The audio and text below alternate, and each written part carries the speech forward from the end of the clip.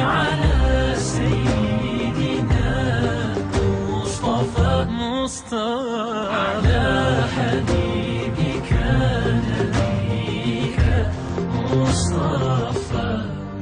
Showed me right from wrong, taught me to be strong.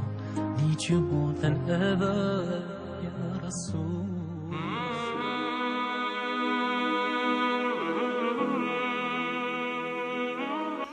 Борбор Азиядағы сайттер ұйымының жетекшісі Саид Умар Олмасханов жана аталған ұйымдың Мекке шаарындағы сайиттердин санжыраларын иликтеп өздүктөрүн тактоо комиссиясынын башчысы доктор Саид Абдуразак Аль-Хусейн Аль-Шариф иш сапары менен Ташкентке келди. Анда алар бир нече жайларга зыярат кылышты.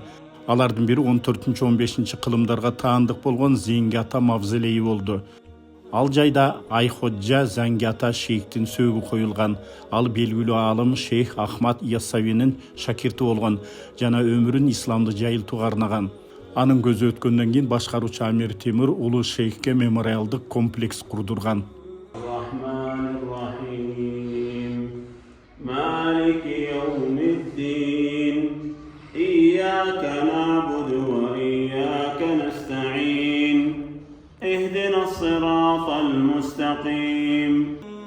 Аталган комплексте Зәңги атанын аялы Анбар ананын кабыры да жайгашкан. Зәңги ата мавзолейи дүйнө жүзүнө келген мусулмандардын зыярат кылуучу жерине айланган.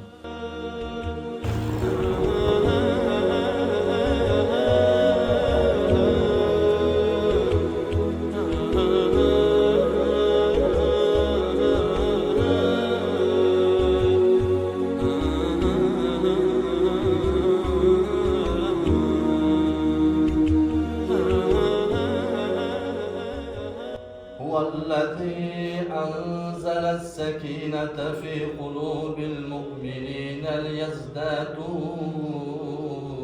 إيمانا مع إيمانهم.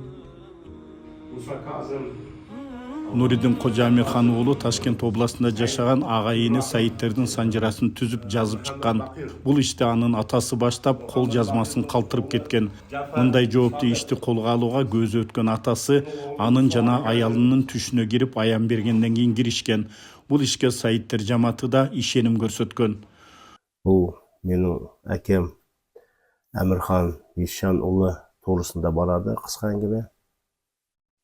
Яғни менің рахматлы әкем ақырат абат болсын, тірі кезінде бұл дүниеде шежіременен айланысып, ұрпаққа, келешекке, өзінің бала шағаларына шежірені қалдырып кету мақсатта сол шежіре мәселесіменен айналысты. Сол әрекеттерді жақсы алып баруға тырысып, өзінің қол жазбаларын тастап кетті. Әкем 67 жасында бұл дүниеден өтті. Ал көзі тірісінде осындай керемет істерді алып барды. Біздің қолымызда менің әкемнің қалған шежіре кітабы бар. Қол жазбасы. Қол жазбасында сол біраз мәліметтер түсіндіріліп кетіледі. Мына менің өзім әкемнің қолыменен жазылған хат, кітап көрінісінде Хазіреті Әли ибн Абу Талиб алейхиссалам, биби Фатима аз-Захра алейхиссалам қызыдан тарқалған ұрпақтарды көрсетіп кеткен. Кім неше баласы бар, одан біздер қайтып қалай біздің шежіреміз жүреді, сол барысында әңгіме жүріткен. Осы қол жазба бізге әкелерімізден қалған. Осы күнге дейін біздің әкемізге олардың әкелері, бабалары ауыз екі түсіндіріп айтып кеткен.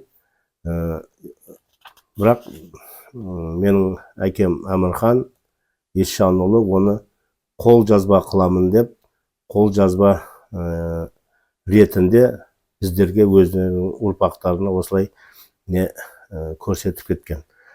Саид Мұртазаханның 5 ұлы болады, оның үлкен ұлы Шахожа.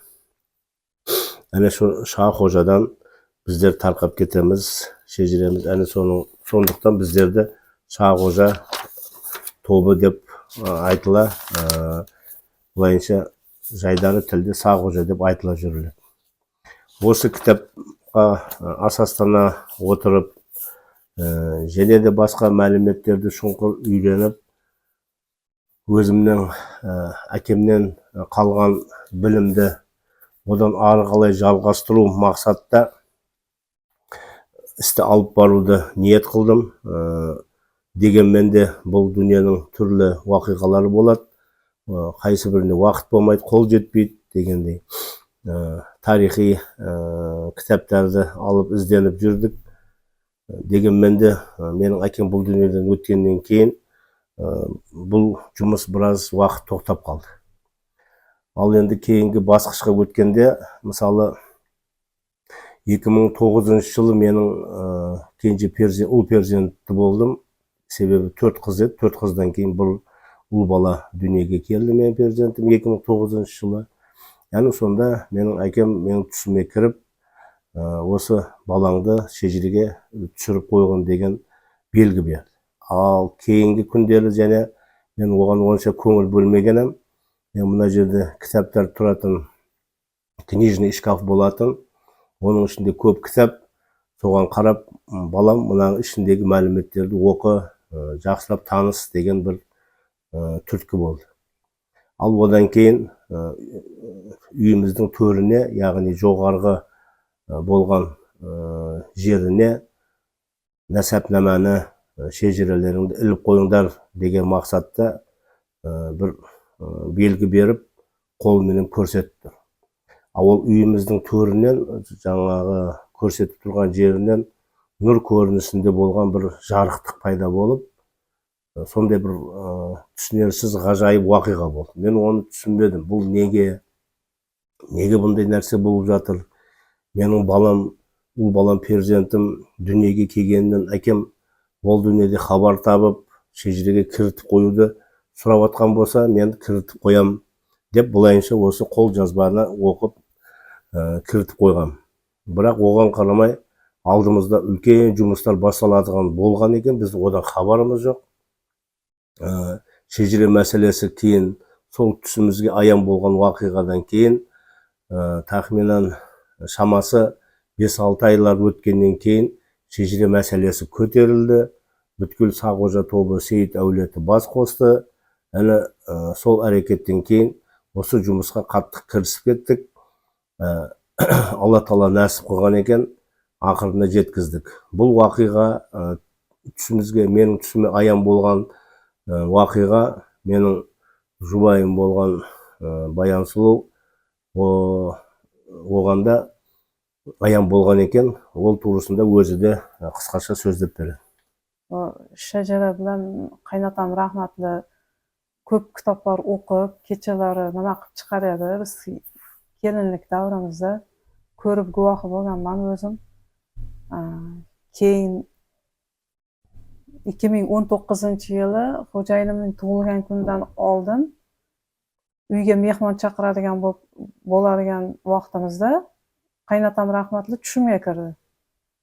Түшімге кірді, кәдімгідей тіректей ауазы үйде төріден естілді, үйде чеге шақырып, мені шақырды да, жүгіріп яныға кіріп, ата деп нақсам, Нұрыдинге айтқан шәжараны yazып, үйімізді төріні көрсетіпті да, мәшетке шырайлы қылып іліп қойыңлар енді.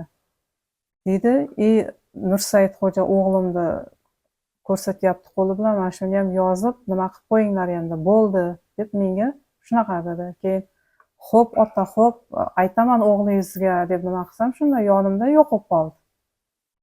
Кейін хайран болдым мен.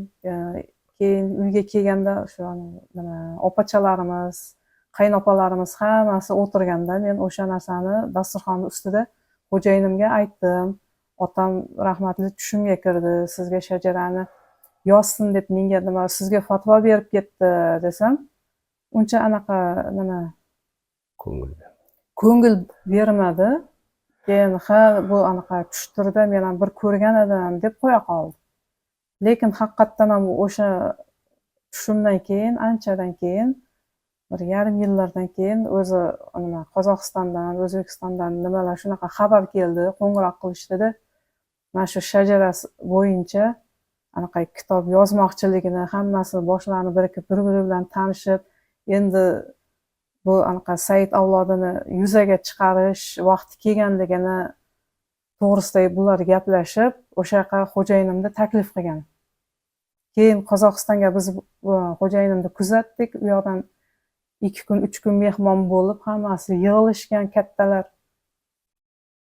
Keyin xo'jayinimga ishonch bildirishibdi, hammasi anaqa bilimiga, nimaga anaqa gaplashilgan, so'rab surishtirib, nima qilingan hammasi. Keyin ular ishonch hosil qilib, xo'jayinimga bu narsani ishonch bilan yozishga nima qilganda, topshirdi-da bular. Lekin ko'p qiyinchiliklar bo'ldi. Bu narsa mening tushimga ayon berib turar edi. Men aytar edim xo'jayinimga. Keyin xo'jayinim qo'l siltab qo'ygan davri ham bo'ldi. 9 oy yozilmasdan bu qolib ketdi ham. O'shanda aytar edim, unaqa qilmang, sizga Xudoning o'zi eshigini ochyapti. Bu bandasining so'zlariga e'tibor bermang deb qo'llab turib nima qilganimizdan orqasidan ishlab yurib, mana shu kitobni yozdik. Xudo xolasa mana chiqdi. Hammasi yaxshi bo'ldi. Buning orqasida, hammasining orqasida o'zimizning mana shu ota-bobolarimizning, Said avlodimizning, bobolarimizning ruhlari turibdi. O'shalarni o'zlari xo'jayinimga ham, mana shu avlodimizga ham, mana shu urpoqlarimizga hammasiga o'sha eshiklarni ochib kelyapti birin-ketin. Bu narsadan xursandman. Inshaalloh bundan ham nima ulug' ishlar amalga oshsin.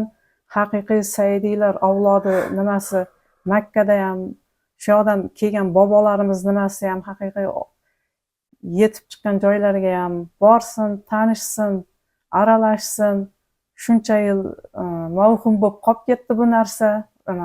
Nima Sovet davrida ko'p qatag'onchilik nimalarga uchragan. Bobolarimizning ko'pchiligi bu Said ekanligidan surgun qilingan Sibirlarda. O'sha narsalarga guvohmiz. Adalarimiz, otalarimiz aytib kelar edi bu narsani. O'shaning uchun men Allohdan so'rayman, hech kim yo'llarida endi qarshilik nimalar chiqmasin, to'sqinlik bo'lmasin. O'shaning uchun inshaalloh shu qilayotgan xayrli ishlarimizga Alloh taolo o'zi kuch-quvvat bersin. Yaxshi orzu-havaslarimizga, haq niyatlarimizga yetishib yurishni Alloh taolo o'zi qo'llasin. Bu mening rahmatli dadam yoshlik paytidagi ko'rinishi, shamasi 30-35 yoshlardagi davrdagi ko'rinishi. Nuriddin Qo'janing жасаған cho'ng emgegi uchun doktor Said Abdurazaq Mekke shahrынан alып kelген белегин berib, жақсы қалу тілектерін bildirdi.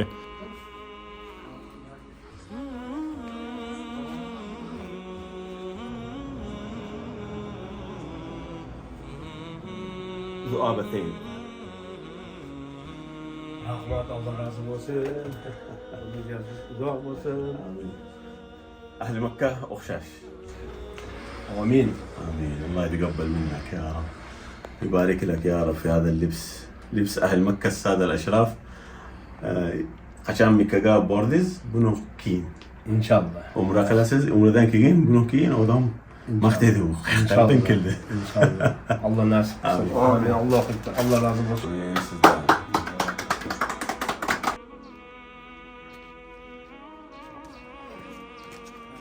Мындан кейін алыстан келген қонақтар Нуриддин Қожаның атасы Саид Амирхан Эшан уулу жашаган үйгө зияратка барышты. Азыр анда анын кызы жашайт. Bismillahirrahmanirrahim. Elhamdülillahi Rabbil alemin. Errahmanirrahim. Maliki yevmiddin. İyyâke na'budu ve iyyâke nesta'in.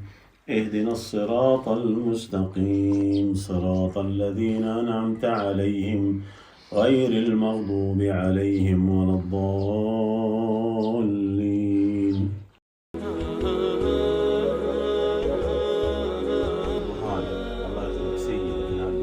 الله من سلالة الإمام موسى الكاظم إن شاء الله سيدة حتى تأتي بسادة بإذن الله بحق جدك موسى كاظم باب الحوائج. اللهم صل على محمد وآل محمد. اللهم صل على سيدنا